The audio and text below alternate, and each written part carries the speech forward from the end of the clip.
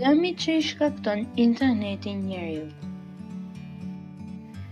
Thënie nga njerëz të ditur. Interneti është aq I madh, I fortë dhe I pa kuptim, sa që për disa njerëz është zëvendësim I tërësishëm për jetën. Interneti është komunikim absolut, izolim absolut.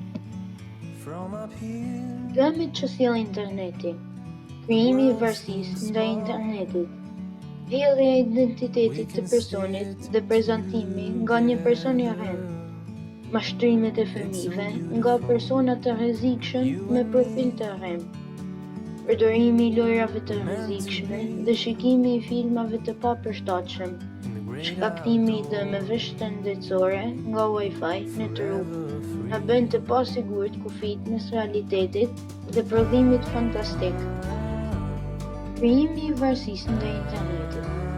Ajo çka paraqitet shqetësuese është përdorimi pa sens mase I internetit nga të rinjt e kryesisht fëmijët, të cilët janë më të rrezikuar.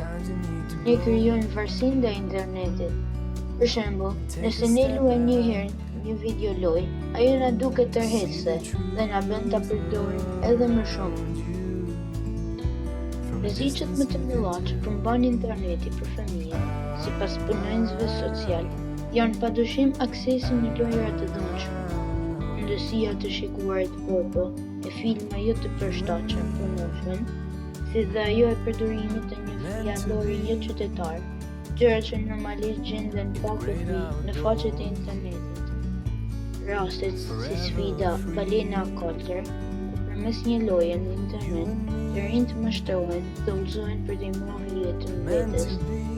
Janë mjaft alarmuese dhe kanë filluar të trajtohen me një kujdes të veçantë nga policia dhe organet e sigurisë në shumë vende të botës.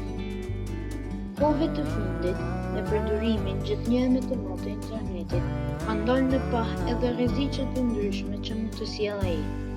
Janë të njohura shumë raste të vjedhjes së identitetit dhe hakerizmit, bullizmit, kërcënimeve dhe mashtrimeve përmes Facebook, Instagram e rrjeteve të tjera sociale.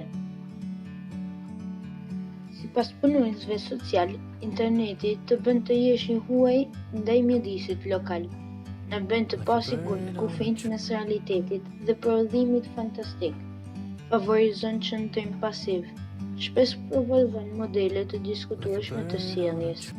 Sipas analizave të ekspertëve, shumë orë përpara kompjuterit ndikojnë keq në formimin e fëmijëve.